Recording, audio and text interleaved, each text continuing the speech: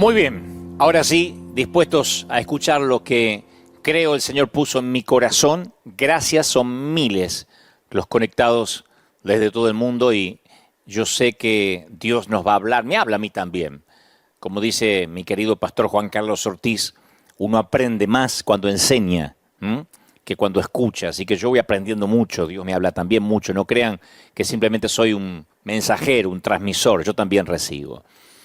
Hace muchos años, cuando yo era más jovencito, adolescente, trabajé por algunos pocos meses en la carpintería de mi papá y un día tenía que cortar 200 listones, 200 varillas de madera.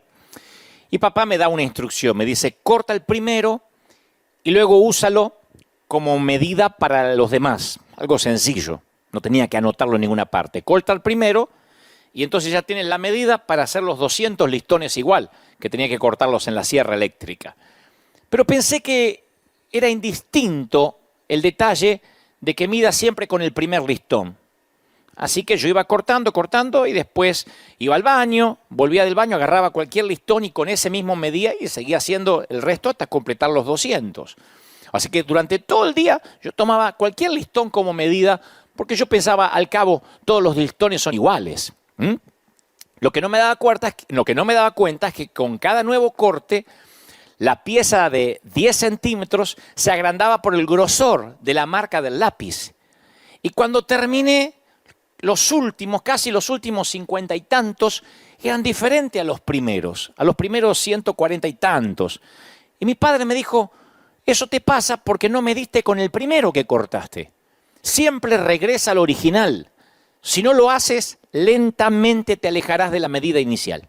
Siempre debes medir con el original. Siempre regresa al original. No me olvidé nunca más ese consejo. Si no lo haces, lentamente te alejarás de él.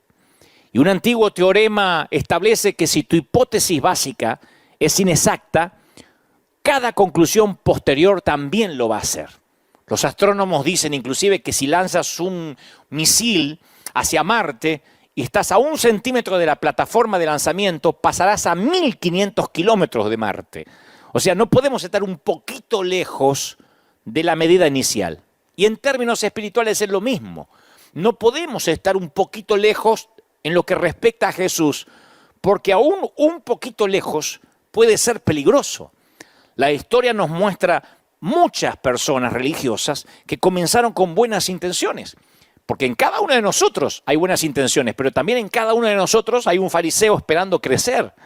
Un síntoma del fariseísmo sale a la luz cuando comenzamos, por ejemplo, a juzgar a otros según sus actos, pero a nosotros nos juzgamos según nuestras intenciones.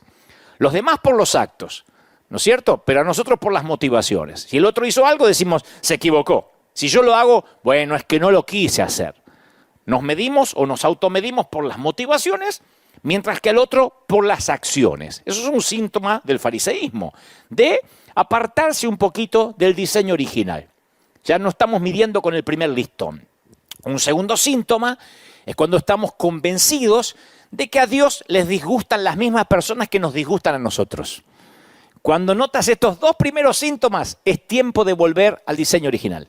Es tiempo de volver a Jesús. Porque cuando crees que a Dios le molesta la misma gente que a ti te molesta, empiezas a decir lo que te gustaría que Dios dijese. Esto a Dios no le agrada y seguro que aquel Dios no lo ama, pero eso es lo que te parece a ti, a mí, no a Dios. Recuerda que la mayoría de los miembros de la mafia son conocidos por ir a misa los domingos y dispararte los lunes. Porque uno dice, bueno, ¿cómo es el mafioso? Y ustedes habrán visto las películas de Francis Ford Coppola, habrán visto esos films donde el mafioso es un hombre de familia, religioso, que va a la misa y que se persigna, Sánchez, Pérez Sánchez. Y después el lunes le dispara al otro y dice, negocios son negocios. Con los religiosos, o los que tenemos un religioso dentro, porque lo tenemos casi todos, nos puede pasar lo mismo. De congregarnos el domingo y después matar a quien se supone que deberíamos amar. Por eso uno puede alejarse centímetros del diseño original y por consecuencia hasta miles de millas o miles de kilómetros de lo que era realmente Jesús. Adolfo Hitler, tal vez sea el hombre más malvado de la era moderna, se decía que era cristiano. se jactaba de sus creencias en Dios. Y él convenció a las masas de que contribuirían al plan de Dios si libraban al mundo de los que crucificaban a Cristo, y salió a hacer el peor genocidio de la historia. Entonces, cuando uno puede espiritualizar los celos, el orgullo, el odio, eres una persona peligrosa, o somos personas peligrosas, y principalmente si somos líderes de influencia. Muchos de los judíos y palestinos de hoy son personas muy religiosas, adoran a Dios. Sin embargo, algunos, de alguna manera, justifican el odio de unos por los otros desde hace 2 milenios. Los musulmanes extremistas, por ejemplo, creen que Alá ordenó la aniquilación de los infieles. Y ellos lo hacen de una manera religiosa. No es que están locos necesariamente o fuera de su juicio cabal. Religiosamente odian. Y estos ejemplos apuntan a una sola verdad. Es sumamente peligroso ser religiosos sin volver constantemente a Jesús, al modelo original.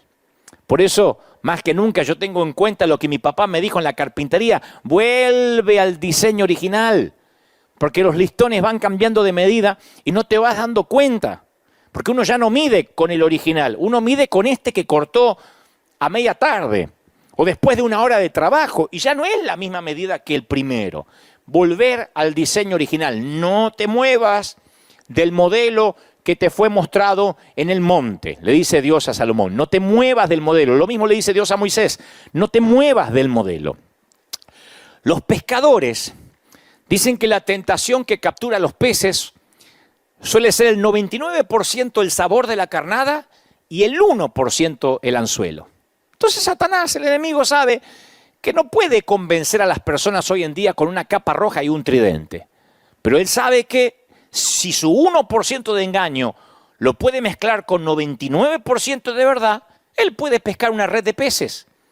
Como decía un predicador amigo mío, Sergio Cataglini, tú no tomarías una botella o un vaso de agua que te dicen, tranquilo, 99% es agua mineral y 1% es orín. Nadie lo tomaría. Bueno, pero es un 1% de orina nada más. Nadie tomaría ese 1%. Pero el enemigo de alguna forma se las arregla para mezclarlo. Y en ese cóctel no es de extrañar que Satanás mismo se disfraza de ángel de luz. Dice la palabra, por eso no es de sorprenderse que él se disfrace de ángel de luz y algunos servidores se disfracen de servidores de justicia. Claro, el fin le va a corresponder con sus acciones, dice Pablo a la iglesia de Corinto, ¿no? 2 Corintios 11:14. Pero ¿cuál es la solución? La solución es regresar completamente al diseño original, a Jesús, a sus enseñanzas, al espíritu con el cual enseñaba. Esa es mi oración durante esta cuarentena, durante esta pandemia. Mi oración es, cuando yo vuelva como predicador, quiero ser mejor predicador, mejor pastor, mejor inspirador que lo que era antes que esta situación ocurriera. Porque esto me ayuda a recalcular, a reorganizarme y a volver al primer listón, al listón original. Porque apenas un paso lejos de ese listón original y uno se convierte sin querer en un fariseo moderno. Y al diablo no le importa para qué lado del camino te desvíes, siempre y cuando te desvíes. Entonces es tiempo de volver a Jesús. Es tiempo de volver al diseño original. No te muevas del original. Dante me supo decir mi viejo en la carpintería. Y lo que sirvió para la carpintería sirve para la vida y sirve también para la espiritualidad, para la vida cristiana. Es tiempo de volver a leer la Biblia con ojos nuevos. Porque en un domingo de resurrección hasta uno puede leer la resurrección con ojos viejos. Y bueno, si hoy se festeja la resurrección, se conmemora o se celebra, tomemos la Santa Cena y la tomamos como comiendo un poco de pan, sin saber que si uno vuelve a mirar la resurrección con ojos nuevos, uno puede descubrir revelaciones que no habíamos visto, que habíamos pasado por alto. Leer la Biblia con ojos viejos es el tercer síntoma del fariseísmo. Leer la Biblia con ojos viejos. La Biblia es un libro sobre personas reales, con problemas reales. Yo lo dije el domingo pasado, que experimentaron dolor real. La Biblia comienza en el jardín del Edén con una decisión pecaminosa. El primer mensaje en esta temporada a través de internet que predico en vivo fue pandemia, daño colateral. donde yo decía que la verdadera pandemia comenzó en el huerto del Edén. Entonces, ¿cuáles fueron los síntomas iniciales? Bueno, fueron el dolor de parto, el trabajo del hombre con espinas y cardos, y la vida aquí, a partir del huerto del Edén, y está registrado en las Escrituras, se transforma en una vida a puro dolor. Vive lo suficiente en este mundo y sabrás lo que es vivir a puro dolor, como la mítica canción. La buena noticia es que el cielo es una zona libre de dolor. Allí es completamente free de dolor, no hay dolor. Pero entre aquí y allá, el dolor está garantizado. Y cuando no hay dolor, las heridas siguen estando abiertas. El dolor es parte de un proceso de curación.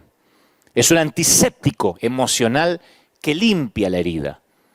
Oigo predicar a veces a muchos colegas, y creo que yo lo he hecho en alguna ocasión, y uno se pregunta al escuchar ciertos sermones, ¿qué Biblia leen? Porque hay historias que parece que están llenas de declaraciones de perfección, llenas de victoria, llenas de empoderamiento. Por eso hay tanta gente, como dijo el domingo pasado, que no le suena lo que predicamos a realidad. Porque las historias de la Biblia, la mayoría son historias de fracasos, de violencia, de sexo descontrolado, de borracheras, de asesinatos. Acá está lleno de cosas que no queremos mencionar porque pensamos que si las contamos, estamos aprobando esas circunstancias, estamos validando las historias. Y yo no estoy desvalorizando la Biblia o validando el pecado de esta gente. Yo estoy acreditando lo que aquí dice, porque si nosotros vemos las historias desde Génesis hasta Apocalipsis, sin toda la higiene que le hacemos, nos damos cuenta lo reales que son y lo parecidos que son estos tipos y estas mujeres a nosotros. Estas historias están acá porque son mi historia y son tu historia. Todos hemos sido como Noé, andando en algún momento desnudos por ahí. Si no lo hiciste físicamente, lo hiciste desnudo emocionalmente o espiritualmente. Esas historias están ahí porque todos hemos sido David, al querer aprovecharnos de algún poder que tenemos sobre alguien. Todos hemos sido Betsabé, nos han tomado y nos han abusado haciéndonos perder lo que más amamos. Todos hemos sido como Esther, utilizadas. Hemos sido abusados y se han aprovechado de nosotros. Por eso esas historias están acá. Muchos ya estamos cansados de oír la Biblia como desinfectada de todo aquello que no nos parece o que no podemos explicar mucho. Y como digo siempre, a los predicadores no nos corresponde qué predicar y qué no predicar de acá. Porque predicar una parte de la verdad es tan grave como no predicar nada. Y no nos corresponde a nosotros censurar lo que no nos suena muy espiritual o muy higiénico. La Biblia es la Biblia. Y está escrita con esas tragedias y con esos fracasos porque son historias reales. Las historias de vida esterilizadas solo caben en libros religiosos inventados para controlar la moral, el comportamiento de las personas. El cristianismo no es así. Dame la Biblia cruda y pesada como es y yo te mostraré gente a puro dolor. Pero no me lo moralices. Eso está bueno para el Corán. Pero la Biblia habla de dolor. La Biblia es un libro de gente rota, de gente con problemas. La Biblia no es un libro de el salmista David. ¿Qué decía David? Y le ponemos muchas D al final para que suene espiritual. David dijo. David era un tipo roto. Vean los salmos de David, léanlo con ojos nuevos y verán poesía descarnada. A un hombre que dijo, mientras callé el pecado se me envejecieron los huesos. Un hombre que a veces se quería morir, que tenía depresiones, que no quería salir de la cama. Estoy hablando del rey de Sión. El dolor nos otorga un posgrado cuando uno ve que el dolor ya está impreso aquí. Recuerden a José. 17 años de sufrimiento le valieron un grado de posgrado en dolor y en empatía. Porque el dolor trae empatía. Uno cuando se duele y reconoce el dolor, uno puede entender el dolor de la gente. Y él tiene un acto de empatía cuando nota una mirada de abatimiento en el rostro de un compañero de la cárcel que eventualmente termina salvando 2 naciones. El dolor puede ser un profesor de teología. El dolor puede ser un entrenador de vida. Nada obtiene toda nuestra atención como el dolor. Nada. El dolor te revela dónde debemos sanar, nos revela dónde debemos sanar, dónde necesitamos crecer y reorienta las prioridades como nadie más. No me digan que ahora hay alguien en el planeta que no se le haya reorientado las prioridades en esta pandemia. Muchos actores principales, actrices principales de las Escrituras sufrieron una noche oscura del alma. Muchos. Gente rota, a puro dolor. José perdió todo. Sara luchó contra la infertilidad. Moisés fue un fugitivo durante 40 años. 40 años viviendo en el patio trasero del desierto. Algunos dicen, ¿qué? ¿40 días en casa? 40 años. David tenía un suegro que intentaba matarlo. Digo, por si alguien se queja de los suegros. María Magdalena poseía un demonio. Pablo tenía recuerdos continuos, crónicos de asesinato que quemaban su alma. El pasado que lo atormentaba. También había algo en común. Oyeron la voz de Dios en la hora más oscura. Mi oración es que aprendamos a discernir la voz de Dios en este dolor. ¿No hay una lección que Dios está tratando de enseñarnos? ¿Será que, alguna parte de nuestro carácter que no pueda ser cultivada de otra manera que no sea con esto que Dios tiene que permitir? Uno de los domingos que yo prediqué acá, yo no sé si orar poniéndome a reprender a los gritos espíritu de coronavirus. Yo quiero que todo el mundo se sane. Yo quiero que nadie se enferme, como todo el mundo. Es sentido común. Pero no sé si quiero ir en contra de lo que Dios designó, porque yo creo que no podemos ignorar los deseos, los sueños, las puertas abiertas cuando hay dolor. O sea, lo que intento decir es que hay un montón de cosas que empiezan a ocurrir, que a veces no las vemos si no está el dolor en el medio. Cuando está el dolor uno no puede ignorar las cosas, uno se detiene. Dios lo usa a veces para sacarnos de un comportamiento adictivo, lo usa para sacarnos de una situación adversa, lo usa para sacarnos de una relación abusiva. El milagro que Jesús repitió, quizás más que cualquier otro, fue el de la curación de los leprosos. Jesús estaba restaurando su capacidad de esa gente de sentir de nuevo. Porque la maldición de la lepra es la pérdida del tacto, especialmente. Se vuelven entumecidos con el mundo que los rodea y es una forma peligrosa de vivir la vida. Los leprosos del Medio Oriente perdían el tacto, la sensación de las extremidades de manera tal que cuando se dormían por las noches las ratas le comían los dedos y ellos no se daban cuenta.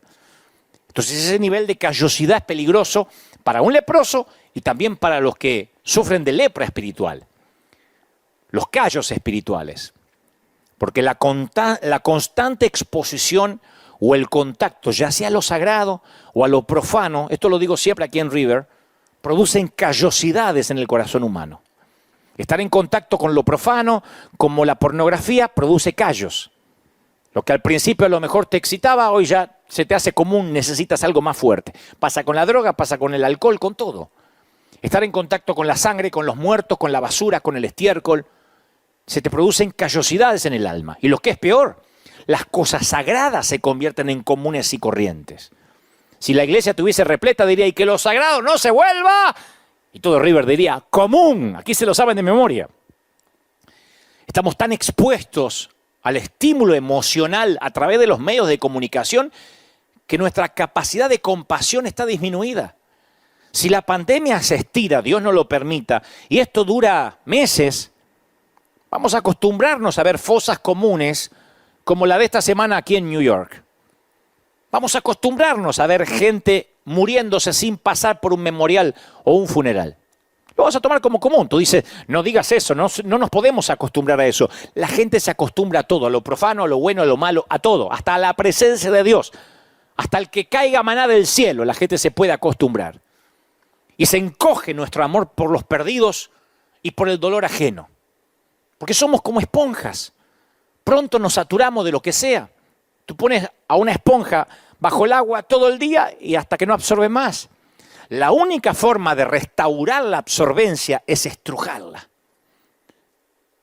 Por eso perdemos nuestra capacidad de absorber. Porque si nos negamos a sentir dolor, dejamos de crecer. No importa cuántos mensajes escuchemos, no podemos absorber más verdad hasta que el Señor nos estruja. Antes de esto había gente que venía a la iglesia y estaban, no solo aquí, en cualquier templo, como pasajeros adormecidos en un tren. mirando la hora y diciendo que no se haga largo que tengo que ir a comer. Y había unas verdades y unas revelaciones, pero son como esponjas, ya no pueden absorber más. Vamos a salir a evangelizar, vamos a salir a llevar muebles. Hemos llevado muebles, hemos amueblado casas completas durante casi todo un año. Y no iban muchos, un grupo, a veces 30, 40 personas, pero somos varios miles. Yo estoy seguro que en estos días la gente se moriría por ir a repartir comida. De hecho dicen, déjenme ir. Porque antes capaz que no había esa sensación, esas ganas de ir. Porque como esponja nos llenamos. Y como estamos llenos, hasta que el Señor no nos vuelve a estrujar con dolor, no podemos volver a absorber verdad. Ahí es cuando recuperamos nuestra absorbencia. Así que, ¿qué hace Jesús? A los leprosos les da el regalo de sentir de nuevo. Y ese regalo incluye el placer como el dolor. El versículo más corto de la Biblia dice Jesús lloró, o uno de los más cortos. O sea, Jesús fue un hombre con sentimiento, familiarizado con el dolor. Lloró también en el huerto de Getsemaní.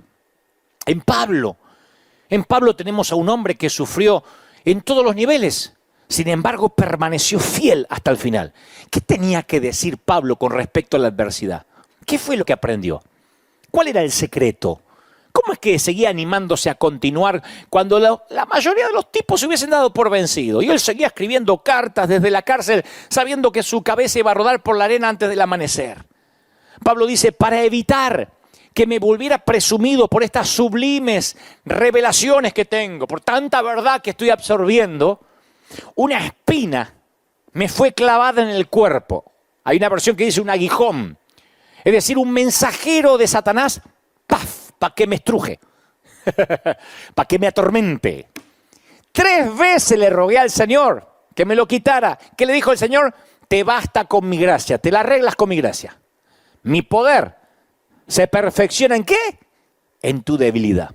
Así que me voy a gozar, dice Pablo.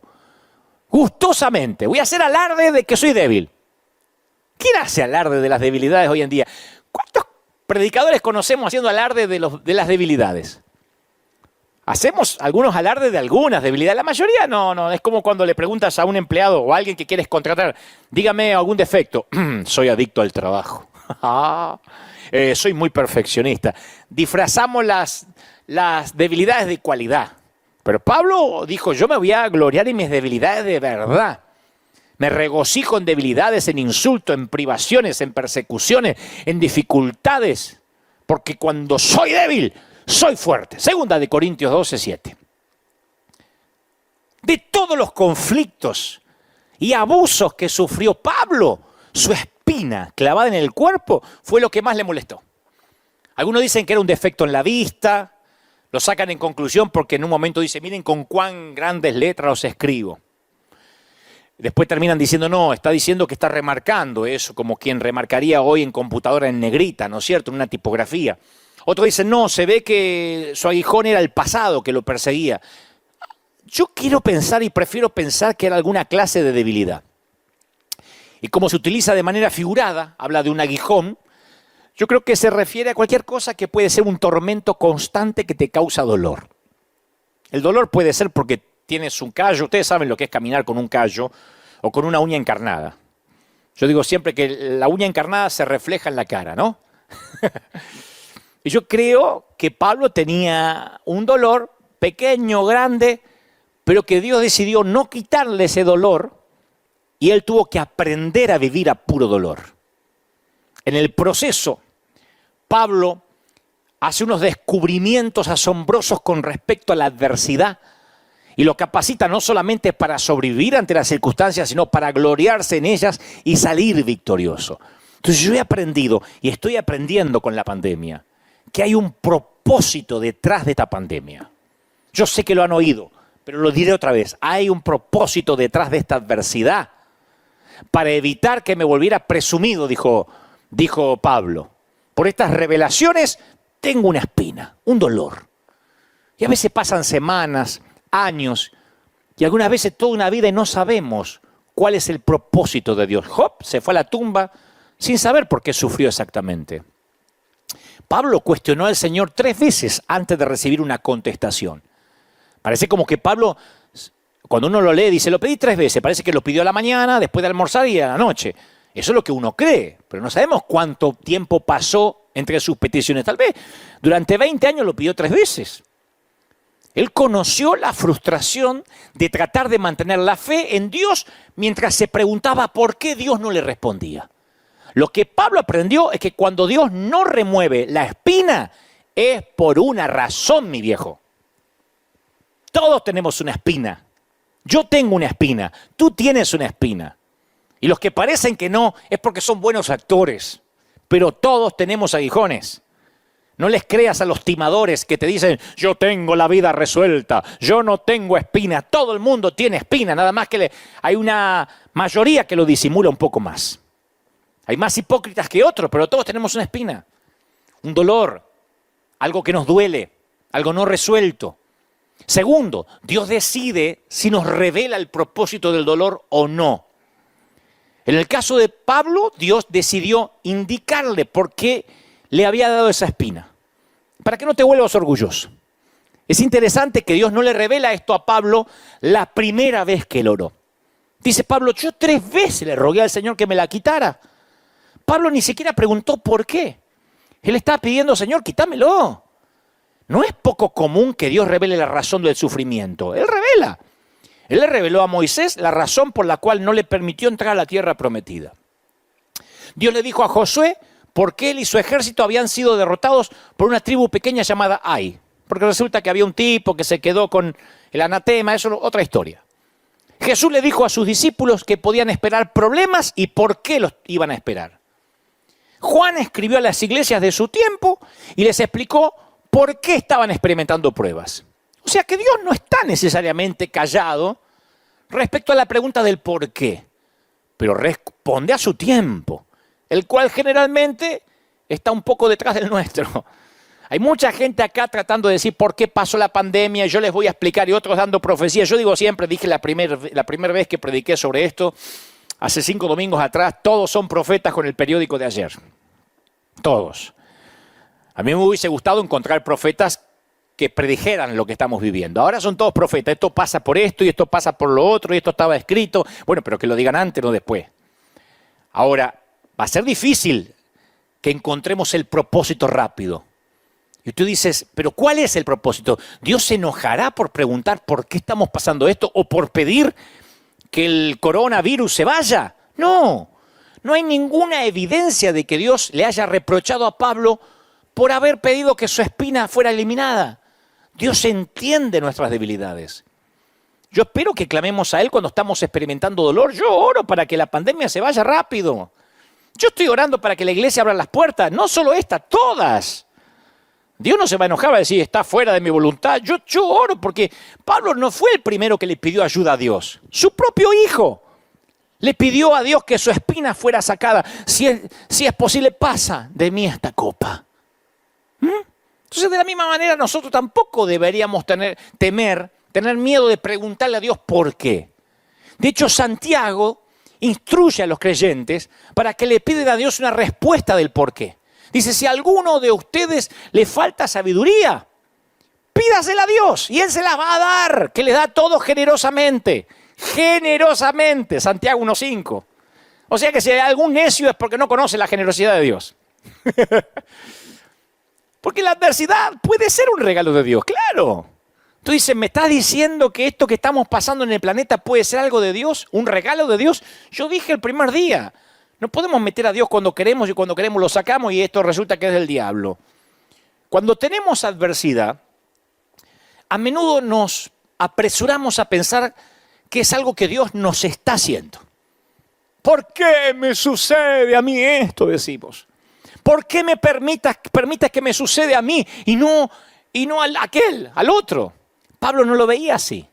Pablo dice, para evitar que me volviera un presumido, que me saliera el pechito de paloma a lo argentino, por las sublimes revelaciones que tengo, me fue dada una espina en el cuerpo.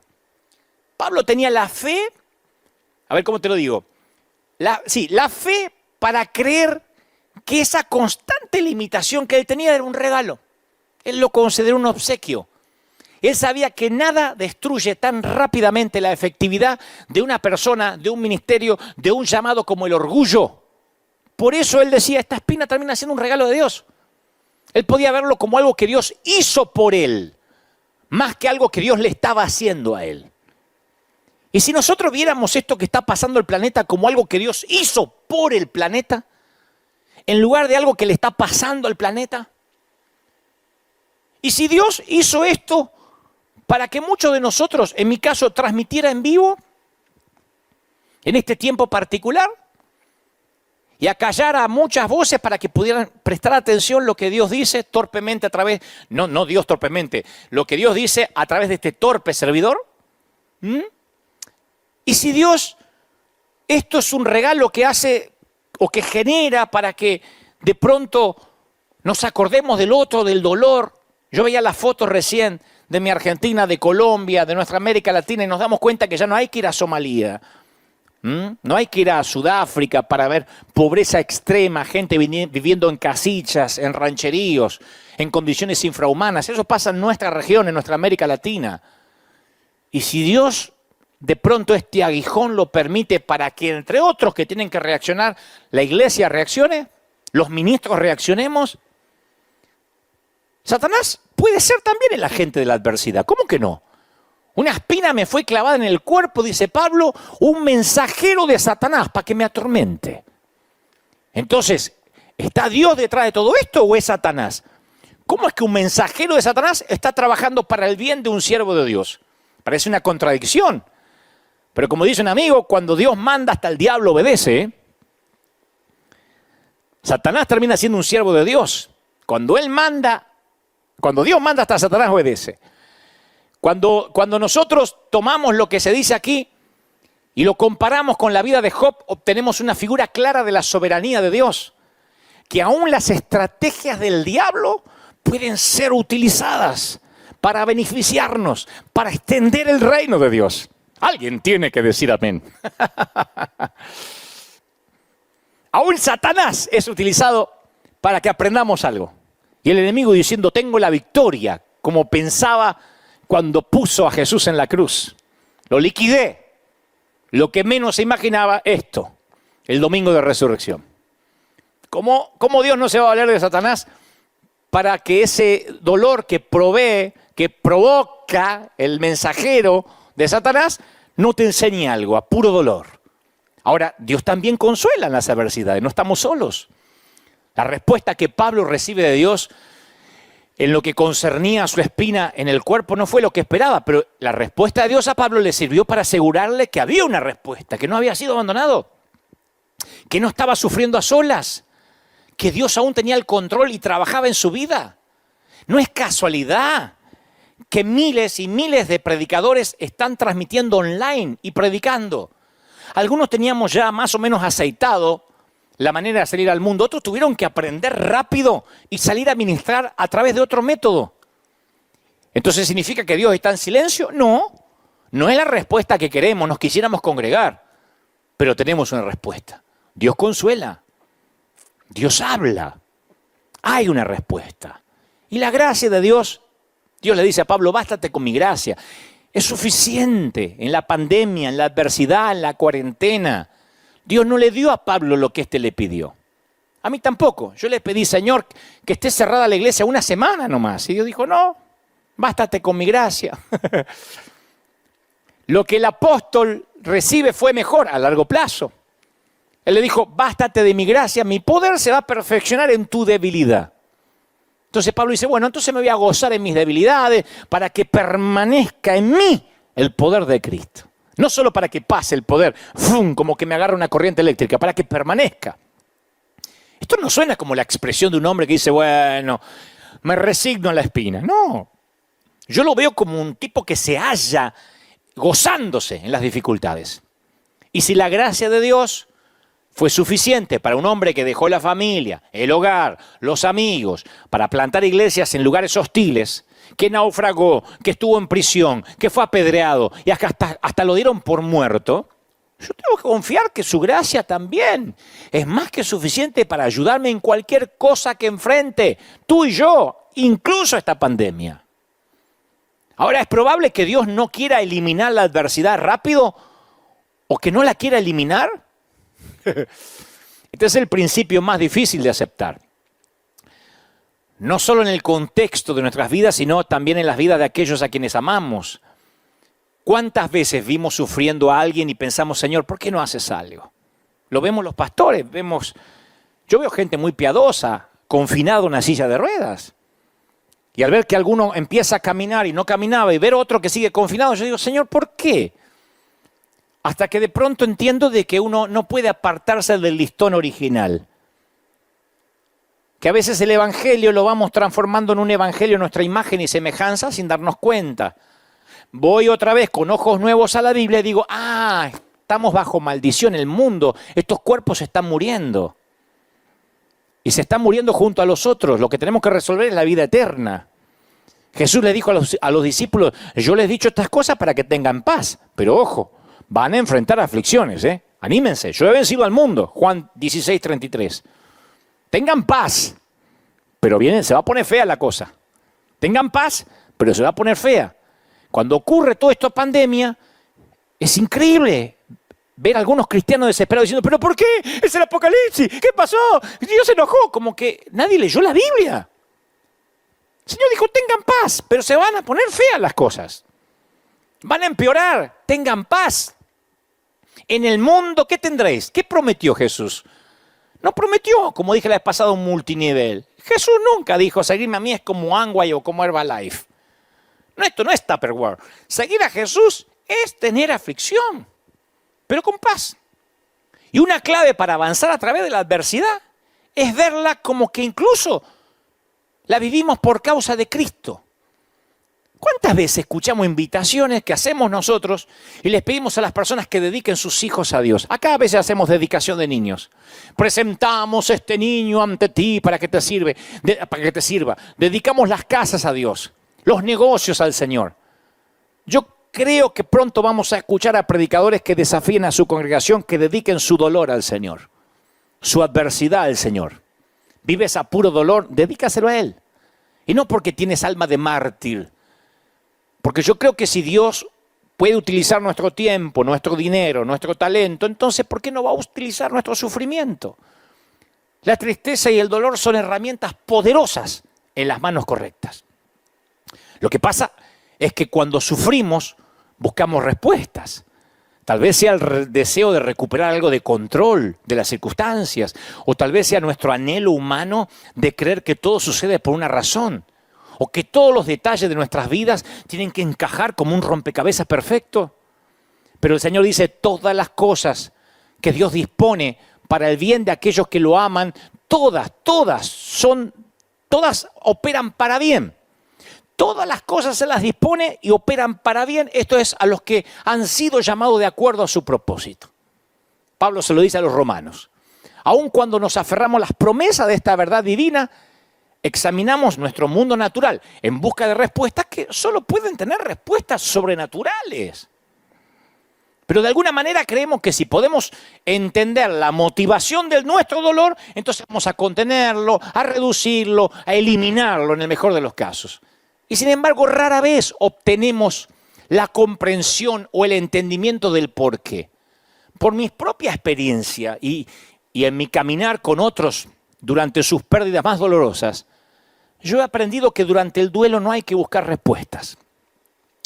Aquí en la iglesia viene mucha gente que durante la semana se le murió el esposo, el hijo.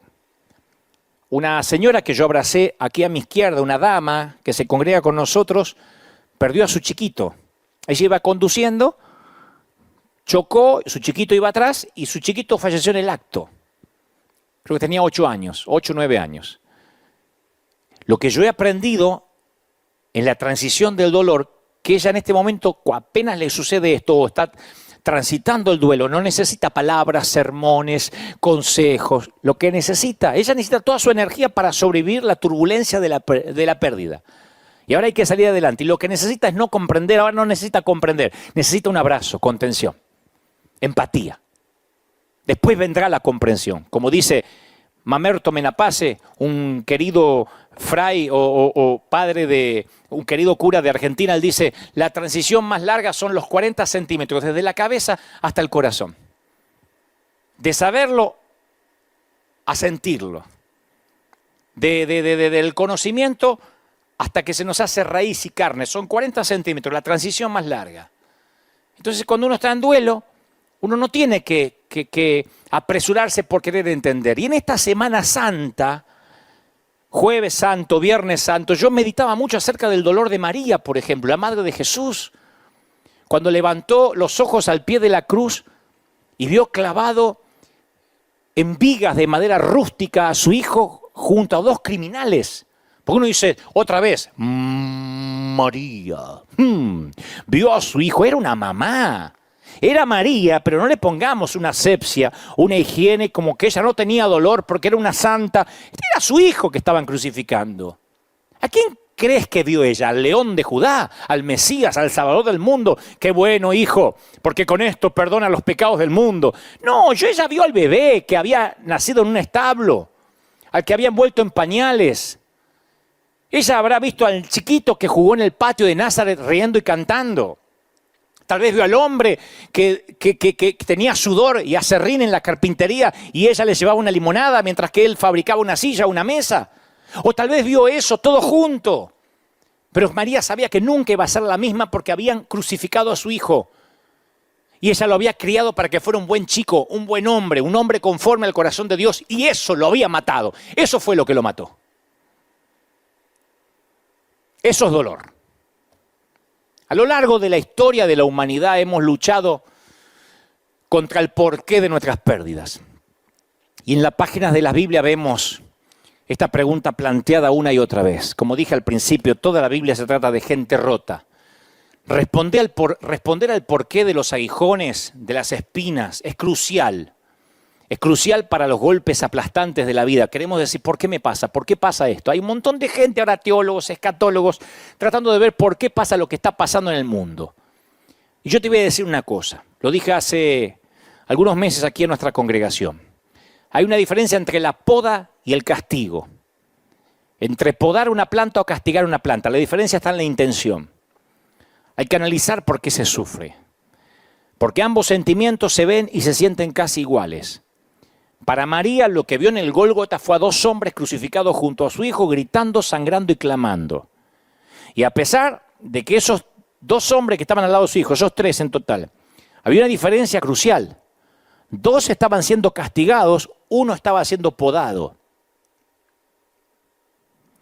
Dos estaban siendo castigados, uno estaba siendo podado.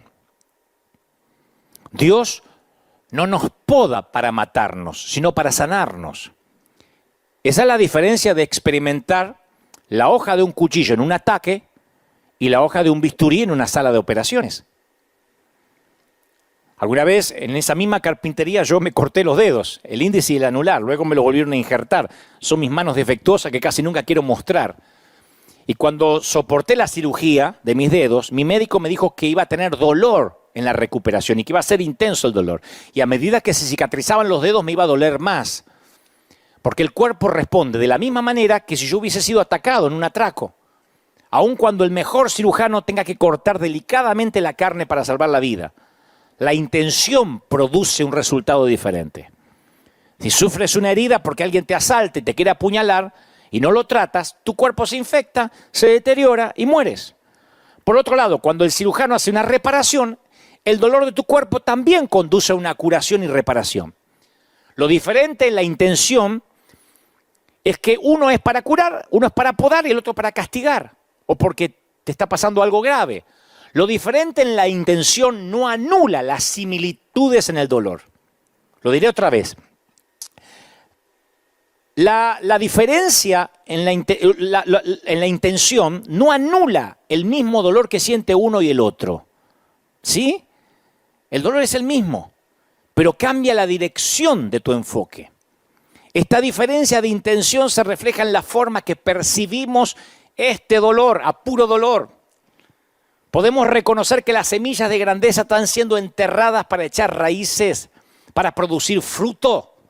O podemos pensar que estamos siendo enterrados vivos asfixiados por lo que nos dice CNN y las noticias, tantos muertos, fosas comunes, tantos muertos allá, porque vieron que nos dan la cantidad de muertos por día como si fuera el fixture de un campeonato. Perdonen el ejemplo sórdido, pero así de pronto vemos a la mañana, se murieron más en Italia, en Estados Unidos van más, uy, ¿cuántos en Argentina? Mirá los de Perú, uy, Ecuador está tremendo. Y uno se anestesia, le agarran hasta callos.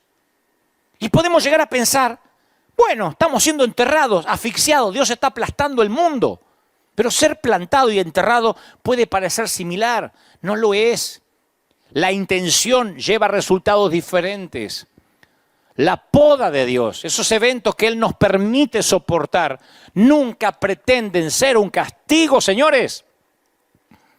Dios permite tal poda al igual que un padre amoroso disciplina a su hijo para que madure y alcance el potencial. Hijo, no menosprecie la disciplina del Señor.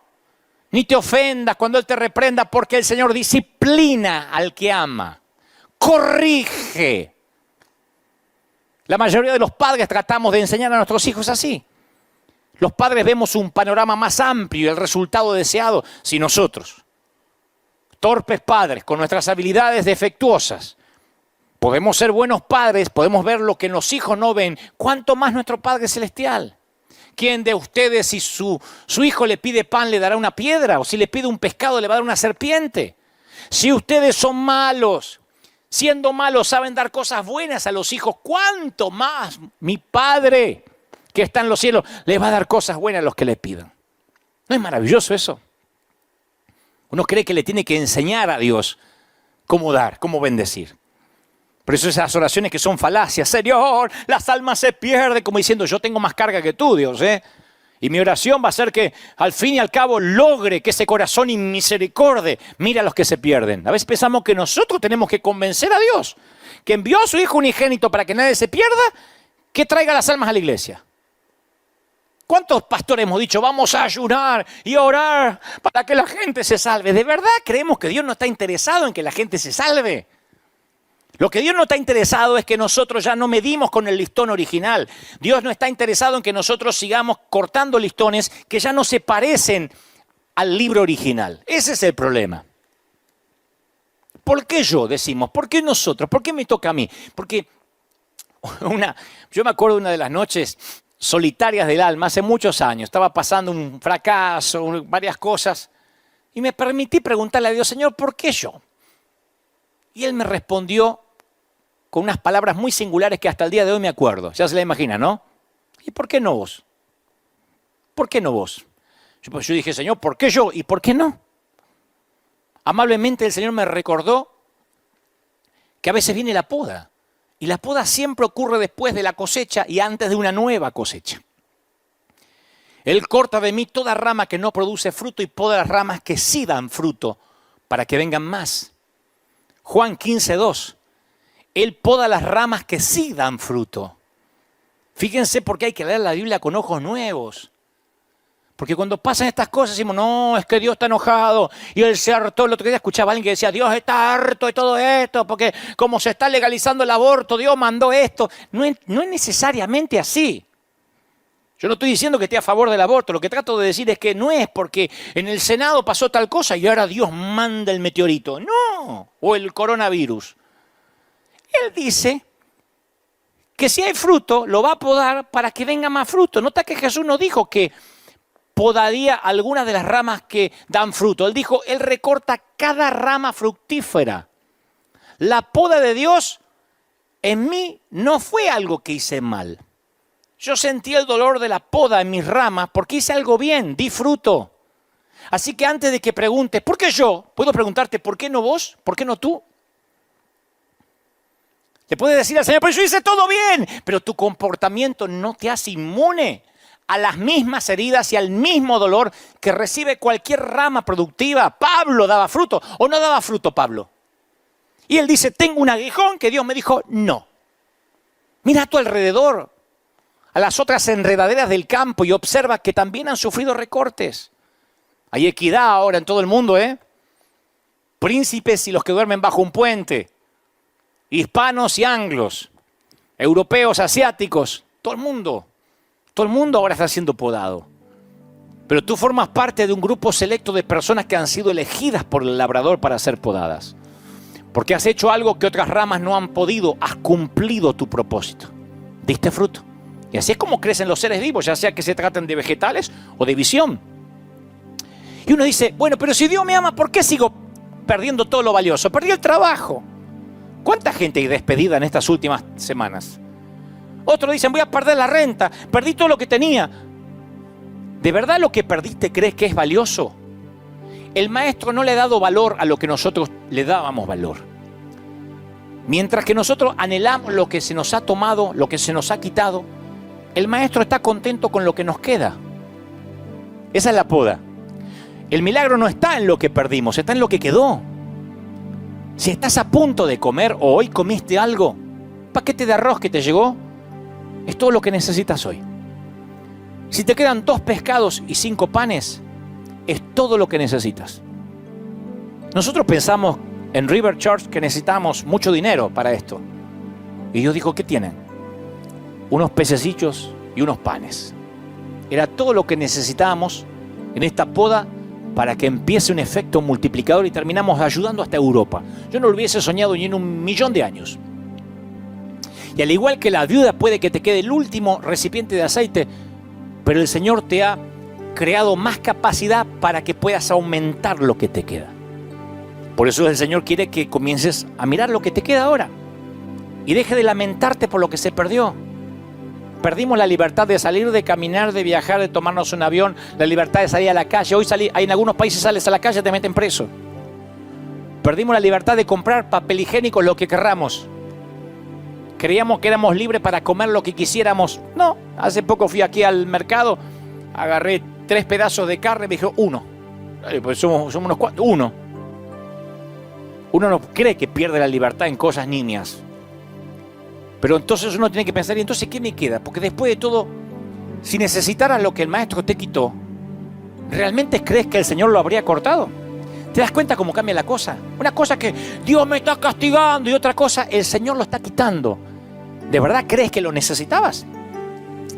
Si el Señor con toda su sabiduría te quita lo que te pesa durante la siguiente etapa del viaje, ¿por qué buscas manera de recuperarlo?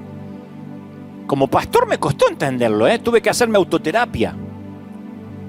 Porque yo no podía entender que Dios pueda seguir con su obra sin los templos en esta temporada. Yo dije, Señor, ¿te la vas a arreglar sin mí? Eso sonó bien argentino, ¿eh? ¿Qué vas a hacer sin River? Y eso se la arregló. Y usa internet, y usa las redes, y el Señor es el Señor de las calles. No es el Señor, nunca fue el Señor de las sinagogas. Dios permita que podamos volver a los templos. Y si no, porque al podarte el Señor te está ayudando a que solo lleves lo que necesitas a donde Él quiere llevarte ahora, donde Él quiere que vayas. Él sabe que la bendición de la cosecha de la temporada pasada puede convertirse en una trampa y un cementerio para tu futuro. Cruzar hasta la promesa de Dios siempre va acompañado de un proceso de poda. Y yo no sé cómo será el proceso de tu vida, pero Dios tiene un llamado personalizado para tu vida y las podas van a ser específicas, van a ser únicas. Queridos pastores, no te preocupes, no te fundiste. Hay pastores llorando, depresivos, hombres de Dios que han dado su vida por el ministerio y ahora no saben cómo continuar. En esto juegan todo tipo de variables. Las cosas que Dios te podará dependerán mucho del lugar de donde vengas y hacia donde Él te quiera llevar. Y solo Él conoce eso. Tal vez Dios quiera quitarte algunas relaciones cancerígenas. Cuando Dios remueve algo de nuestras vidas no es porque está tratando de quitarnos algo, es porque está intentando hacer lugar para una cosecha nueva. Estoy hablándole a toda la República Argentina a las 10 de la noche en uno de los canales de streaming, no sé si más respetado, pero muy conocido, por cierto, de un tal Mario Pergolini. Nos hicimos muy amigos últimamente. No estaría ahora en el aire de no ser por esto que ocurrió. Porque la propuesta, el contrato que firmamos fue: necesitamos palabras de esperanza en una radio donde lo principal es el rock y donde hay todo tipo de programas. Pero me dijeron, ¿darías aliento a la gente? ¿Hablarías de principios para la vida sin bajar líneas religiosas? Por supuesto. Yo no sé dónde Dios me iba a llevar. Es un intercambio. Cuando Dios poda siempre es para llevarnos a algo mayor. ¿Por qué? Porque Dios siempre nos devuelve mucho más de lo que nos quita.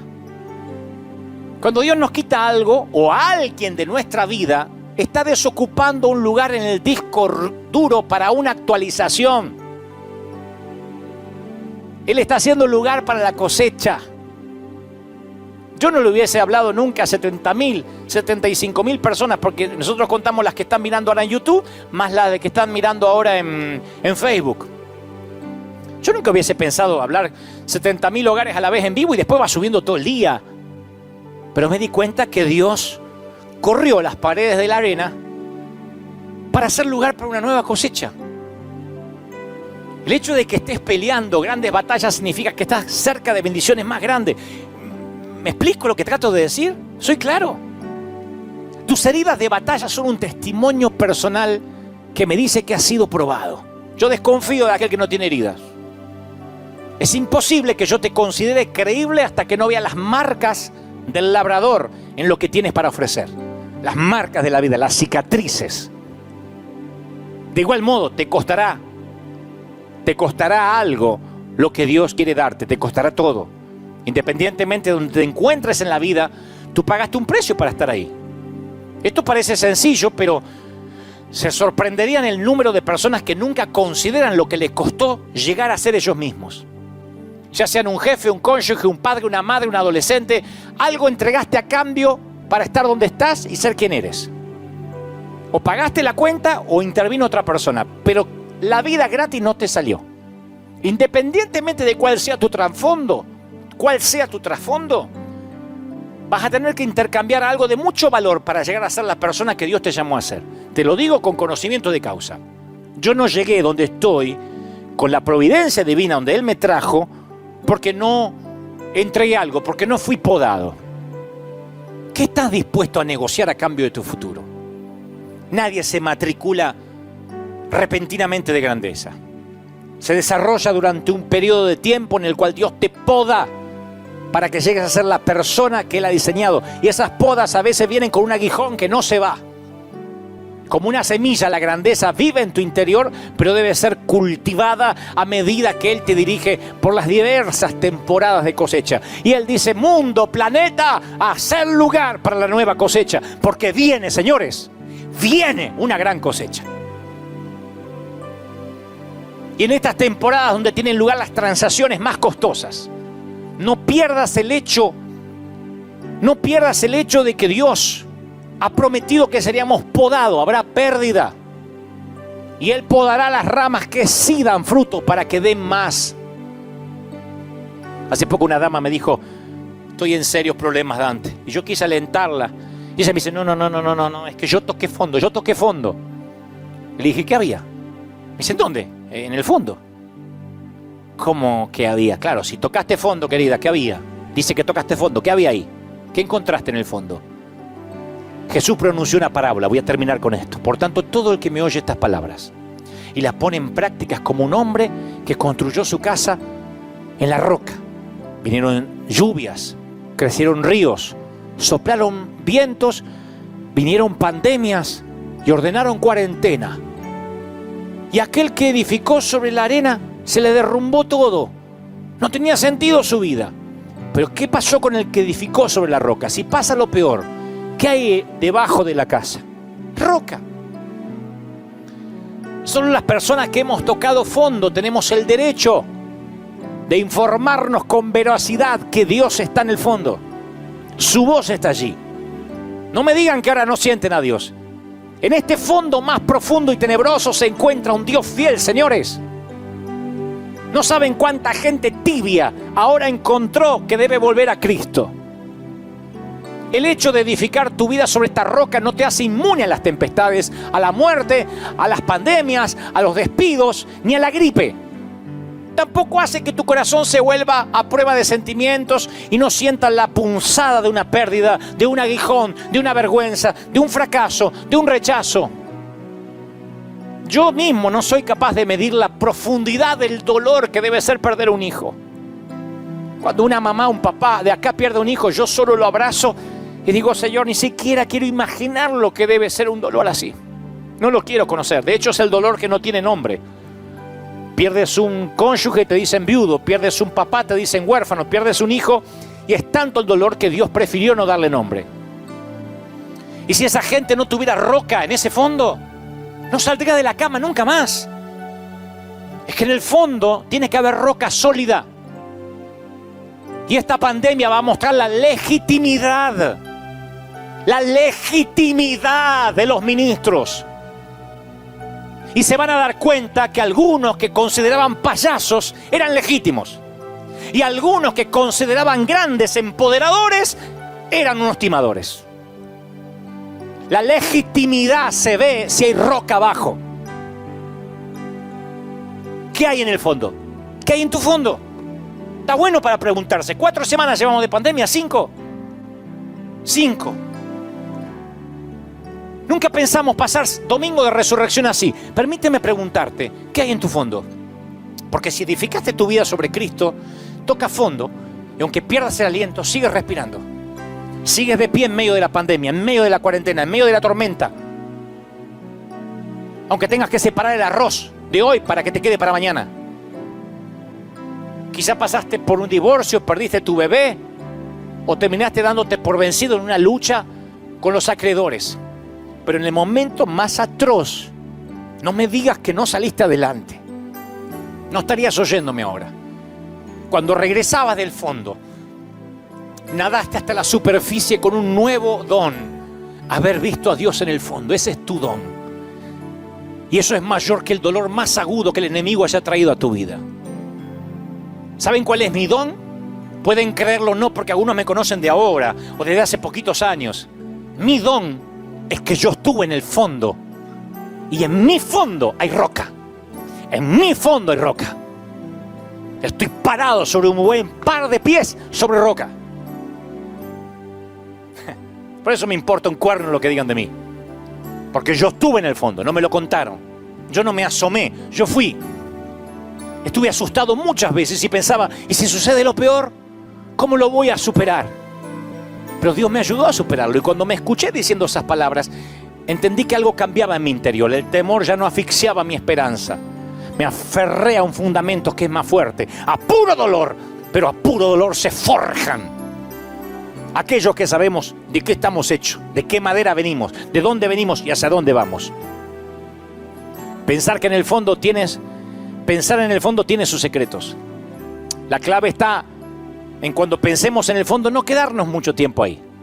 Es como estar en el fondo de una piscina. Uno puede sostener la respiración un tiempo y después tiene que subir.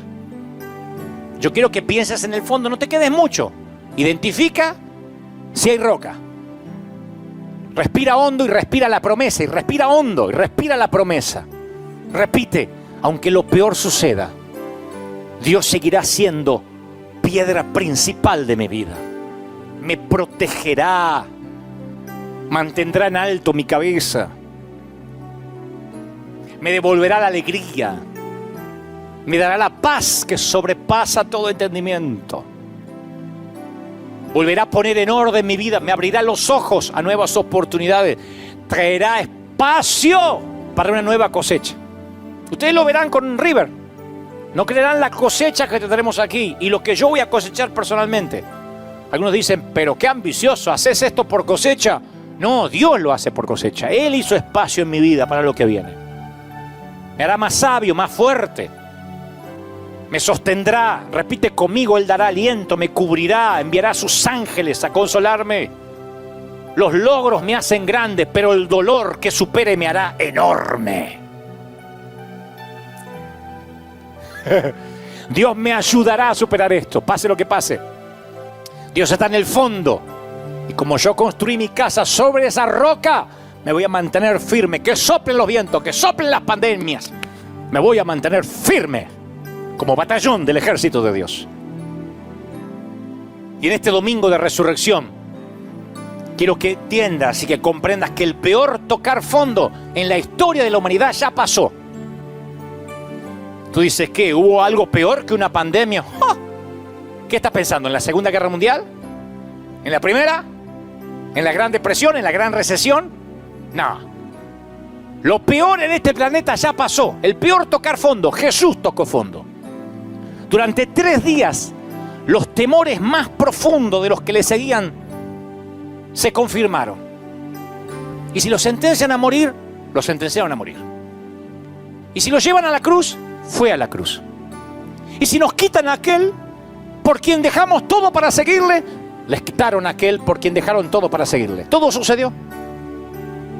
Sin embargo, hoy celebramos que Jesús emergió de las tinieblas, del fondo, echando fuera todos los temores para siempre. Y debido a que Jesús ascendió a la diestra del Padre, ya no tenemos un espíritu de temor. Léalo, lee la Biblia con ojos nuevos, nos mantenemos firmes, incluso tocando fondo. El mundo está mirando qué piensa la iglesia. ¿Saben qué está mirando el mundo? Que nosotros nos mantenemos fieles a puro dolor. No estamos exentos del dolor. Estamos en la misma cuarentena.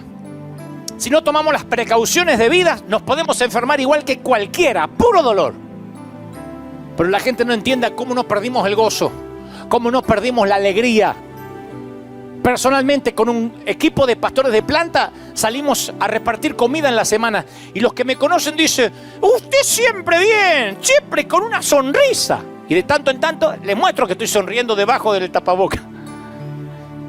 Porque quiero que ellos sepan que aunque estamos en el mismo dolor, acá hay roca. Y quiero que tengan ganas de tener la misma roca. Deberías también escuchar el consejo de mi viejo de la carpintería. Tal vez nunca fuiste carpintero y nunca lo serás. Pero óyeme lo que te voy a decir. Mírame. Préstame atención. Siempre debes medirte con el listón original. Regresa al original. Porque si no lo haces, lentamente te alejarás de él. Quiero orar por ti. Quiero orar por los amigos que están del otro lado de la pantalla, mirando por cualquier dispositivo móvil. ¿Te gustaría pararte sobre la roca? No te ofrezco solución instantánea para la pandemia, ni puedo reprender al espíritu del coronavirus, ni puedo decretar nada, porque todo eso va a quedar como charlatanería barata. Estudié, fui al listón original y resulta que esto ya estaba escrito. Que teníamos cuerpos mortales, que pasaríamos aflicciones, pandemias, enfermedades. Y que esto se va a poner peor. Siento ser el mensajero de malas noticias, pero esto no irá a mejorar. La buena noticia en todo esto es que todo depende en dónde estás parado. Porque aún los aguijones se aceptan como un regalo si estás sobre la roca. Ese es el listón original, ese es el primer corte de la Biblia. Y es maravilloso. No está siendo castigado, está siendo podado. Y la poda es para dar lugar a la nueva cosecha que viene. Yo nunca me hubiese imaginado cómo Dios iba a llenar 2, 3 servicios más aquí. Le hubiese aportado un montón de ideas menos esta. Nunca se me hubiese ocurrido parar el mundo para luego traer la cosecha más grande de la historia. Yo no hubiese pensado en eso jamás. Supera mis gigas mentales, mi corteza cerebral. Por eso los caminos de Dios son tan altos y distintos a los nuestros. ¿Te gustaría caminar esta aventura de fe? ¿Te gustaría tener lo mismo que yo, estar parado en la misma roca? Repite conmigo. Di, Señor Jesús, te acepto como mi suficiente Salvador. Entra en mi vida. Párame sobre esta roca. Perdona mis pecados. Inscribe mi nombre en el libro de la vida. Gracias, Señor, por hablarme, por amarme y porque estoy entendiendo el dolor. Y aunque viva, di conmigo, y aunque viva a puro dolor, estaré agradecido porque sé que tú tienes respuestas y aún estás al control. Amén.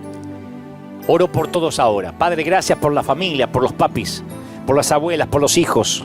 Gracias por todos los que miran del otro lado en los 5 continentes, el norte, sur, este y el oeste, las 4 esquinas del mundo. Reciban ahora un viento de otra parte, una unción poderosa, lo mismo que estoy sintiendo aquí. Yo he sentido lo mismo que si esto estuviera repleto de gente, se los aseguro. Y he sentido esta gloria y esta unción todo el tiempo mientras transmití esto que considero Dios ha puesto en mi corazón. Llegue ahora a los hogares.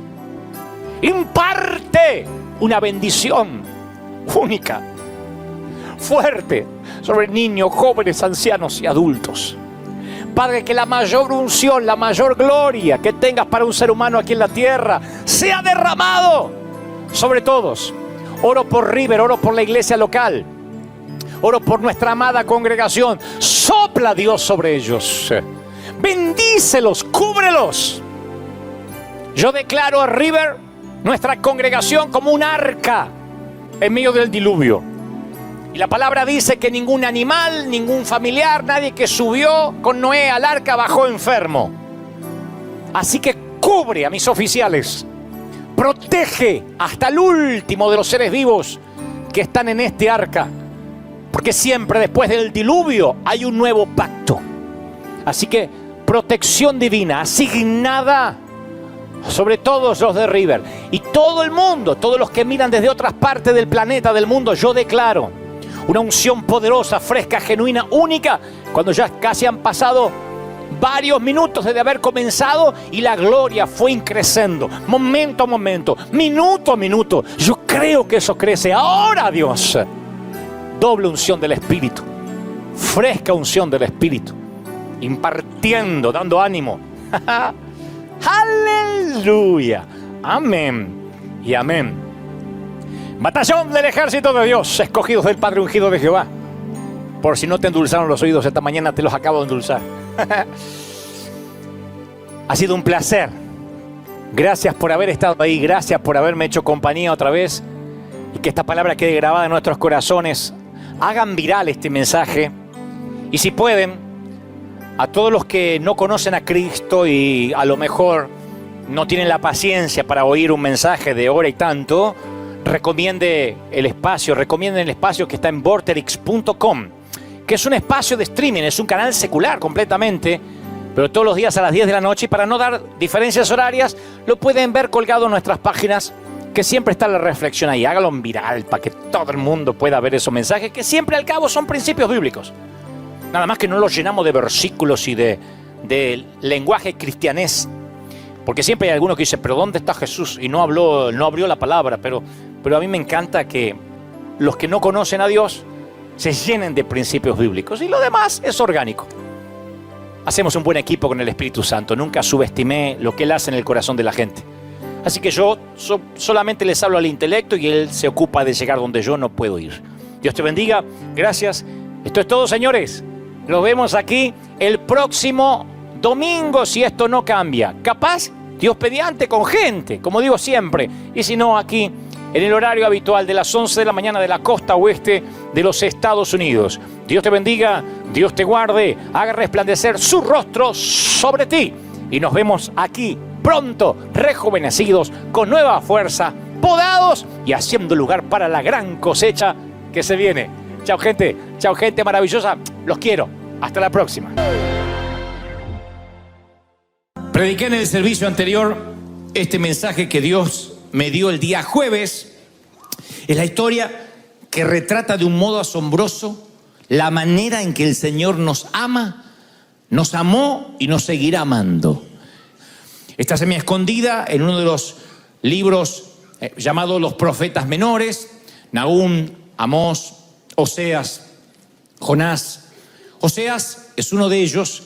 Es un joven profeta que la Biblia narra que es soltero, esperando la mujer de su vida, la mujer de sus sueños. La tradición en aquel entonces en Medio Oriente era que un profeta debía desposar a una mujer virgen, pura. Por eso siempre se aseguraban que esas mujeres fueran hijas de otros profetas. No eran matrimonios arreglados, pero ni siquiera se le ocurría ver a mujeres que no pulularan en el templo. Tenían que ver con la vida del templo, tenían que ver con la vida de los profetas. Por eso elegían, por lo general, a las hijas de otros profetas. Pero Dios le sale al encuentro a Oseas y no lo manda a buscar una novia, una esposa en el templo, sino que dice que en lugar de buscarla de entre las vírgenes, como era la tradición, la busque en la calle. Literalmente le dice que quiere que busque una mujer de la calle, una dama de la calle. Dios le da la orden que vaya al peor vecindario de la ciudad, en una esquina poco poblada y poco iluminada, y que ahí se case, luego de conocerla, con una prostituta. Y Oseas, que es un hombre puro, que es un hombre que tiene que ver con las cosas de Dios, un hombre que estudia la palabra y no está acostumbrado a estas transacciones, no sabe ni dónde encontrar a este tipo de mujeres, tiene una orden divina de ir y desposarla. Tiene que encontrarse con esta extraña, una mujer que es objeto de lujuria de varios extraños. Las mujeres detestan a mujeres así. Se llama Gomer, la protagonista de esta historia de amor. Y allí va Oseas, el profeta por orden divina. Entonces, lo primero que el Señor me mostraba cuando me daba este mensaje es que esta no es una historia que está en las Escrituras como ejemplo solamente de obediencia total, que es la manera en que yo escuché siempre predicar este mensaje. Hay que obedecer como obedeció Oseas. Entonces uno se imagina que Oseas va y hace esta transacción con esta mujer llamada Gomer y tiene que vivir con asco con ella. Pero el Señor me mostraba mientras escribía el mensaje que la obediencia de Oseas no es lo esencial de la historia que Dios quería mostrar. Lo esencial de esta historia, lo medular, la matriz de esta historia, es que Oseas amó a Gomer. Varias veces dice, y la amó. O sea, pudo haber ido en obediencia a un sitio oscuro diciendo, yo no quiero tener nada con este tipo de mujerzuelas. Pero cuando la vio, la amó. Supo que tenía algo con ella. Sus corazones se conectaron. Amó a Gomer. Eso es lo esencial de la historia. Dios creó en él una pasión y hizo que amara a una persona difícil de amar. ¿Habrá personas aquí difíciles de amar? Ay, no, son todos fáciles.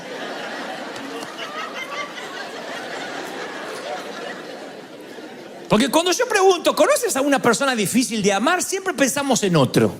Sí, yo conozco uno. Pero mirándote al espejo, ¿no serás difícil de amar? Digo, o eres fácil de amar, o eres una persona fácil de llevar. Hay gente que es difícil, hay gente que es mal llevada, que cuando dice no le voy a llevar la contra en esto, te hace la contra en otra cosa. Y hay mujeres que están casadas con tipos que hay que hacerles un monumento, más que a Simón Bolívar, levantarle y prenderle vela todos los días por haberle aguantado 30 años a ese. Y encima dice, yo lo amo al gordo, ay Dios mío. Mártires caminando.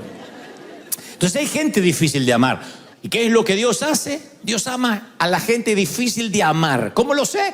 Porque tú estás aquí. Porque yo estoy aquí. Si Dios me ama a mí, es porque Dios ama gente difícil de amar. Aunque no lo creas, Dios ama gente compleja, complicada, gente rota, gente controversial, gente hasta neurótica. Dios la ama. Y esta mujer era una dama con la cual los adultos jugaban, usaban y luego dejaban atrás. Y Oseas se acerca a Gomer para desenredar ese pasado. No ve en ella, que ha estado por años quizás como una mercancía de descuento, de degradación. No la ve como una prostituta, la ve como una esposa. La ve como la madre de sus hijos. Y se enamoró de Gomer. Enamorado de una mujer que perdió el respeto por sí misma. Todos en alguna ocasión hacemos algo que hace que perdamos el respeto por nosotros mismos. Esto es muy grave. Cuando hay un error, cuando hay algo en el pasado que no debiste haber hecho, sin embargo lo hiciste adrede o inconsciente, sientes que cargas con algo más que un pasado de deterioro. Cargas con un esqueleto en el armario. Metafóricamente habla de esconder de la vista pública algo que nos avergonzaría que sepan nuestros hijos, nuestros cónyuges, nuestro pastor. Dios. Pensamos que podemos ocultar esqueletos ante los ojos de Dios. Sé que a esta altura del año hay gente que viene arrastrando secretos perturbadores que te han hecho la vida más cuesta arriba que nunca. Demasiados secretos enterrados muy profundos y sin resolver. Una historia de abortos, de intentos de suicidio, de divorcios, de matrimonios fallidos, de adulterio, de fornicación. Y de tanto en tanto empiezas a vivir la bendición de Dios y de pronto sientes que el pasado te cobra una factura impaga y sientes que es como cuando te vienen las cartas del IRS que te quieren cobrar todo con retroactivo y hasta con intereses. Y eso, de alguna forma, eran los esqueletos en el armario de Gomer, demasiados secretos enterrados. Y ella ahora está con dignidad. Ahora un hombre santo, puro, le propone matrimonio, pero ella todavía va a sangrar, todavía no lo va a poder disfrutar. Veo otra vez a Oseas y descubro un tipo que no le importa la opinión ajena, insisto, está enamorado. Entonces Oseas no le importa lo que opinen de su relación con Gomer y le da a esta dama dignidad, le da apellido. Noten que él es un hombre santo de verdad. Pregunta: ¿cómo se puede tener un matrimonio santo cuando uno de los dos no lo es? ¿Cómo puede haber una relación de santidad cuando uno de los dos no lo es? ¿Puede haberla? Claro.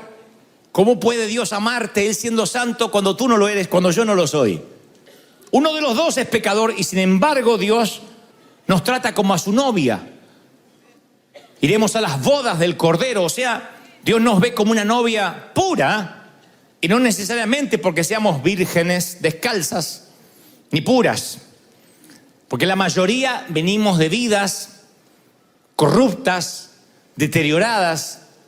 Sin embargo, la santidad de Dios es tan grande y su amor es tan grande que Él puede formar una pareja de alguien que no es puro con alguien que sí lo es. Esto es lo que está pasando con Oseas y Gomer. Él envuelve con un manto de amor los hombros magullados de esta dama. Saca con amor y dulzura el olor pútrido de la piel que estaba toda la lujuria de otros hombres que habían transitado por ella y la transforma en alguien. Nunca te olvides de eso. Dios te ama tanto que te transforma en alguien. Ahora Gomer es la esposa de don Oseas. ¿Qué borra el abuso? ¿Qué es lo que borra las huellas del pasado? El amor. No hay otra cosa que pueda borrar las huellas del pasado. Oseas ama a Gomer y la transforma en alguien. La sacó de las calles y la metió en su casa. Ahora entra como una dama. Él la lleva a vecindarios, a que se codee con otras damas y que nadie pregunte sobre su pasado. Besa las heridas, besa las partes vergonzosas que ella siempre solía taparse.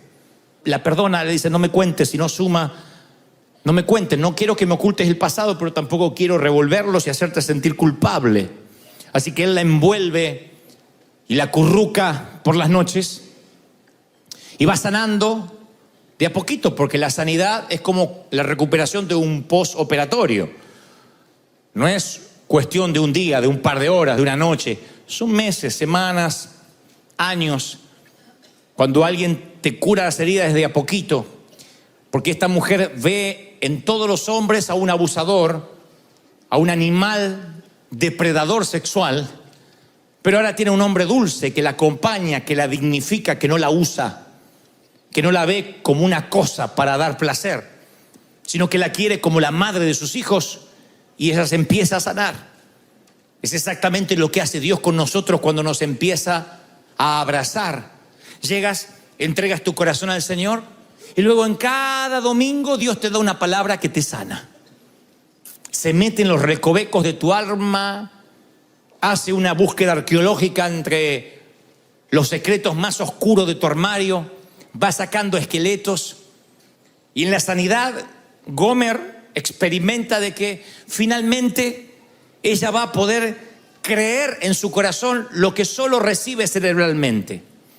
Cerebralmente le dice su flamante esposo: eres una dama. Y ella dice: sí, pero cuando las cosas se complican, uno empieza a ver qué metida de pata cometió en el pasado. Y a veces ese pasado te gana porque te enlaza y te tira para atrás. Eso le pasó a Gomer.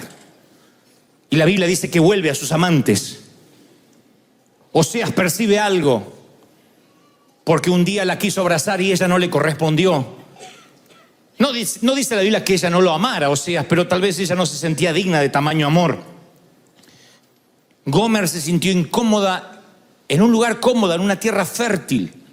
Eso sucede con muchas personas que tienen un pasado disfuncional. Las bendiciones que reciben les son poco familiares. Hay gente que dice, yo no merezco que me pase esto, no. O esto es del diablo, o no sé qué está pasando conmigo. Y se sienten culpa. Y yo te voy a decir una cosa. Cuando sientes culpa por lo que Dios te da, ofende al Dios que te está amando. ¿Cuánto puede soportar una pareja que él o ella le dice a su pareja, te amo? Y ella dice, no, te amo, no me amas, te amo, no, sí te amo, te perdono todo, no. Ay, la quieres matar. Es bonito que te corresponda, que se diga gracias. Yo también. Pero si toda la vida dice no, termina ofendiendo. ¿Qué hombre se siente cómodo cuando se da cuenta que el amor que él da no alcanza? ¿O qué mujer se siente feliz cuando se da cuenta que lo que ella da no le alcanza al otro? Por lo menos eso es lo que Gomer hace sentir a Oseas. Pero la historia está todavía más inquietante, porque el libro de Oseas dice que tuvieron varios hijos y hay una aclaración que aparece en las escrituras que si no lees con detenimiento te podrías perder el detalle. Dice, mas ninguno de los hijos se parecía a Oseas. Sí se parecían a otros hombres del vecindario, especialmente el negrito y el japonés.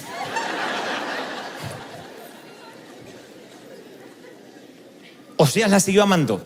La Biblia no da luz, no da registro de que él, al descubrir que no eran parecidos a él, pidió lo que en ese entonces no existía, un examen de paternidad. Yo no creo que Oseas sea un hombre pusilánime, poco inteligente, que no se diera cuenta, pero la seguía amando. O sea que ella, estando bajo la dignidad de él, ella todavía le sería infiel, como nosotros. ¿Quién puede decir desde que recibí a Cristo en el corazón, nunca fui infiel a mi Dios? Es más, hasta desperdició sangre conmigo Jesús, porque yo ya era santo de antes. ¿Quién puede decir que no fui infiel? Digo, porque yo veo la cara de algunos diciendo, ay, pero qué loca esta mujer. ¿Quién no fue infiel? ¿Quién no tuvo hijos bastardos? Vástagos que no eran gestados por el Padre mientras que estábamos en una relación con Dios. Porque yo veo que cuando Dios ama, aún protege y provee incluso para aquello que no salió de su voluntad y su propósito divino. Muchos de nosotros tenemos errores que son vástagos. No hablo de hijos literalmente, hablo de empleos que te involucraste sin consultar a Dios. Hablo de relaciones fallidas, de decisiones que tomaste sin preguntar a Dios y las hormonas pesaron más que preguntar la perfecta voluntad divina. Y entonces hoy te encuentras, ¿y qué Dios hace con esos errores? Con esos hijos que no fueron concebidos bajo su voluntad. Aún los protege y provee. ¿O no? ¿O Dios no ha provisto para tus errores? ¿O Dios no te ha bendecido aún cuando hiciste las cosas mal? Aún Dios bendice a esos niños que nacieron de la carne. Esas cosas que tomaste, esas decisiones a las cuales te lanzaste sin siquiera orar, por necesidad. Los lugares a los cuales te moviste sin meditar. Yo conozco un Dios que está tan enamorado de mí, y esta no es una licencia para pecar, cuidado. Voy a hacer cualquier cosa, Dios va a amar mis errores. Lo que digo es que muchos venimos de una vida con decisiones en el pasado que Dios proveyó y amó. Dios no te dice, uy, tú eres una madre soltera, deshazte de ese hijo bastardo y luego ven a la iglesia. Dios no te dice, uy, tuviste una vida licenciosa, arregla todos los problemas que dejaste por ahí y luego pasa a la iglesia en santidad. Dios te abraza como eres. Con los noviazgos fallidos, con los matrimonios que fracasaron. Dios te ama como eres, tal cual eres. Así te ama Dios. Provee para aquello aún que metiste la pata. Te sostuvo aunque fallaste. Porque está enamorado de ti. Todavía me miran como diciendo, ¿de verdad? Sí, está enamorado de ti. Cuando escribía este mensaje me decía, dile a mis pequeños que yo los amo, dales un beso de mi parte, abrázalos, dile que terminen el año sabiendo que son amados. ¿Lo crees de verdad? Te ama el Señor. Y un día Oseas va al armario y se da cuenta que falta ropa. Va al tocador y está el set de maquillaje, pero ella ya no está, se fue. ¿Cómo no se va a ir si esa es una víctima del pasado? Está atrapada en esa casa como un animal enjaulado y aunque trata de avanzar siempre retrocede hacia su crisis original. No culpen a Gomer, no es que Gomer sea una desalmada. Gomer, como tú o como yo, un día se cansa de fingir. No debe haber peor cosa que estar con alguien al que no amas y tratar de pegar esa relación a fuerza de disciplina cuando no sientes nada. El espíritu de Gomer nunca se ha ido de la iglesia. Tenemos un espíritu de adulterio espiritual cuando no amamos, cuando no nos sentimos amados. Y no hay peor cosa que fingir lo que uno no siente. Matrimonios que fingen lo que no sienten, pero siguen por el que dirán. Gente que está en el ministerio y no ama el ministerio, pero está por el que dirán. O lo que es peor, por un cheque. Y cuando sigues por el cheque, por el que dirán, o por los que dicen en las redes, tú eres un animal enjaulado y tarde o temprano vas a escapar. Con escándalo o sin escándalo, tú vas a escapar. ¿Y qué hace Dios? Lo que hace Oseas. Que parece ridículo que tome una linterna y salga a buscar a su esposa por la noche. Un hombre de bien no debería preguntarle a otros hombres por el paradero de su esposa. Sin embargo, está tan desesperado que en la noche grita, ¡Gomer! ¡Gomer! Los niños esperan en casa, Gomer. Y pregunta, no tiene vergüenza de preguntar a otros. Y así como Oseas no tiene vergüenza de andar por las calles con una linterna, está mostrando que Dios es un símbolo, que Dios tampoco le importa ir de vuelta a la cárcel, ir de vuelta a tu sitio más oscuro, al lugar de la pornografía, al lugar que estás perdido y decir, yo estoy dispuesto a amarte si tan solo regresas a casa, si tan solo regresas a casa. Mi querido, no te preocupes por cambiar, Él va a cambiarte. Tan solo tienes que volver a casa. ¿Has visto a Gomer? Y le dicen los amigos, olvídala, es lo mejor que te pudo pasar. Pero el verdadero amor no olvida. Es Dios buscando al que falló. Él no necesita, como Dios, amarte porque Él sigue siendo Dios sin ti y sin mí. Sin embargo, te ama de verdad y te busca. Cada domingo trae un mensaje que te cala el corazón y te pega acá. Y si no es aquí, es mirando un video y si no en una canción. Dios te ama, Dios se empecinó con tu vida, es un sabueso. Te alejas y te atrae. Y si tienes que mover la tierra, te atrae para moverte. Y si tienes que mandar un pez, te traga un pez y te trae. Y tú dices, pero este Dios la tiene conmigo, es que te ama. Tú dices, pero yo no tengo nada para ofrecer. No te preocupes. Solo primero entiende que eres amado y a partir de ahí vas a poder dar amor. Si no, no puedes amar. Cuando te sientes admirado, cuando te sientes amado, es fácil amar. Pero no hay persona más difícil de amar que aquel que no da nada y no quiere recibir nada tampoco.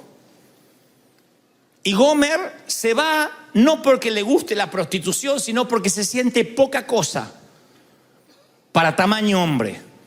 Y él la vuelve a encontrar, dice la Biblia. Y ahora está en una mesa de esclavos, en un mercado de esclavos. Algo salió mal. Un esclavo es un eslabón un poco más bajo que las prostitutas, porque en su caso seguirá dando favores sexuales, pero ahora gratuitos, porque es esclava de quien la compre.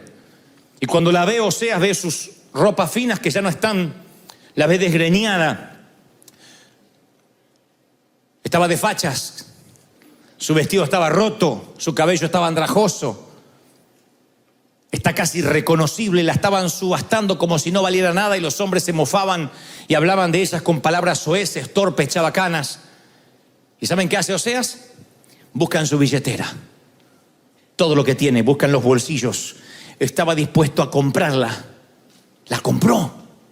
Se vació los bolsillos el tipo. No le quedó nada. Y le dijo, ahora sí, me la llevo. Y le dijo, tú serás mía. No fornicarás. Serás fiel a mí. Y los hombres se rieron de Oseas, porque ¿quién paga tanto por tan poco? ¿Quién paga tanto por tan poco? ¿Quién paga tanto por tan poco? Él da la sangre de su hijo por tan poco, porque te ama. ¡Aleluya! ¿Lo crees de verdad? Y antes de permitir que ella como esclava obedezca a los antojos de cada vecino extranjero de la ciudad, la compra, la redime. Escúchalos, el ruido de los esqueletos del armario, pero aún así es el mejor amante. Simbólicamente Dios vació sus bolsillos. Dios miró y dijo, ¿qué puedo dar para comprar a mi hijo unigénito? De tal manera Dios te amó que vació sus bolsillos y dio a su hijo unigénito para que no te pierdas, para que dejes la esclavitud y la prostitución y regreses a casa. Y si te compra, eres su esclavo ahora. Me la llevo y eres su esclavo. Pero tanto amaba este hombre a Gomer que dijo, yo no quiero que seas esclava. Sí te compré, pero quiero que seas esposa otra vez. Ella dice, ¿bromeas? Solo pídeme que haga lo que tú quieras y lo haré. Me compraste. No, te compré para que seas mi esposa. Te compré para que seas libre y me elijas. Para eso te compró el Señor, para que seas libre y lo elijas. Y lo eliges a Dios todos los días. Acá estoy sucio, degradado, pero me voy a tu casa, voy a ser tuyo, no como esclavo, sino como alguien que decide ser libre y amarte. Y él, Oseas, como un sastre sagaz, empieza a reconstruir la autoestima rota, el corazón roto de esta mujer. Yo no sé cuántos traumas has pasado en la vida y a cuántos has sobrevivido, pero estoy convencido que el aroma del perfume francés no puede disimular el olor de tu pasado. Hay muchas personas aquí que sus problemas de la niñez, de la infancia, de la juventud están enterrados bajo vestidos de seda y trajes o carteras de diseñador. Hay muchas mujeres abusadas durante la noche y obligadas a callar durante el día. Hay muchos hombres subestimados por sus propias familias durante años, obligados a pararse derechitos durante el día e hipócritamente disimular que todo está bien. Y un día esos esqueletos en el armario salen afuera. Un día no aguantas más, estallas, implosiona, colapsas. Y a menos que te sientas amado, no podrás sobrevivir. Tú dices, pero Dios te ama, sí, pero ¿quién no lo necesita oír una y otra vez? Y otra vez, y otra vez, y otra vez. Cuando te vuelves a mirar en el espejo, te das cuenta que estás con un Dios que no le importa lo que fuiste, o de quién fuiste, o a quién le perteneciste. Por eso yo hoy, mi querido, yo te reto, mi querida, a subirte, como dije hoy en el primer servicio, una nueva nave insignia, un nuevo barco, un nuevo destino, y que puedas establecerte en esta nueva temporada de la vida. Que si tuvieras que definir tu vida, tu nueva temporada, en una frase dijeras, amado por Dios. ¿Cómo estás hoy? Amado por Dios. No en una etapa de bendición, en una etapa de pedir perdón, que diga, hoy me voy amado por Dios. Dios me ama. Me di cuenta a través del mensaje que Dios me hizo libre, que quitó los esqueletos de mi armario, que no le importa de quién fui, qué hice, con quién me revolqué. Dios te ama de una manera tan grande que supera un poema de Neruda, de Cortázar, de Gabriel García Márquez o de Paulo Coelho. Si alguien tiene dudas de este amor, vaya a Cantar de los Cantares, uno de los libros más eróticos por excelencia, y vean el amor que Dios tiene demostrado en esas parejas, demostrado en lo que Salomón escribe, demostrado en lo que es el amor elevado a la máxima potencia, cuerpo, alma, mente y espíritu, un amor cuatridimensional. Dios te ama cuatridimensionalmente, te ama, suspira por ti. Dice la palabra, callaré de amor por ti. ¿Has callado alguna vez de tan enamorado? ¿Te quedas sin palabras? Dice, ya no tengo palabras, te lo tengo que demostrar. Él dice, callaré de amor, solo te bendeciré. Ya no te endulzaré los oídos, te voy a bendecir. Como cuando alguien dice, déjame que te bese. Dejemos de hablar, que nuestros labios tienen una conversación pendiente. ¡Oh!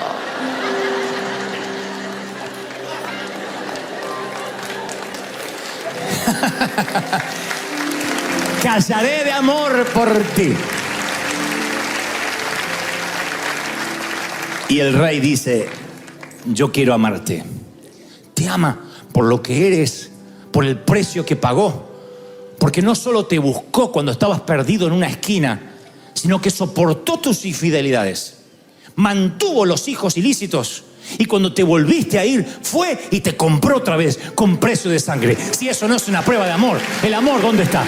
Vamos, ponte de pie. ¡Aleluya! La mejor historia de amor, la mejor ha sido escrito en tinta de sangre. Rey del rey, es un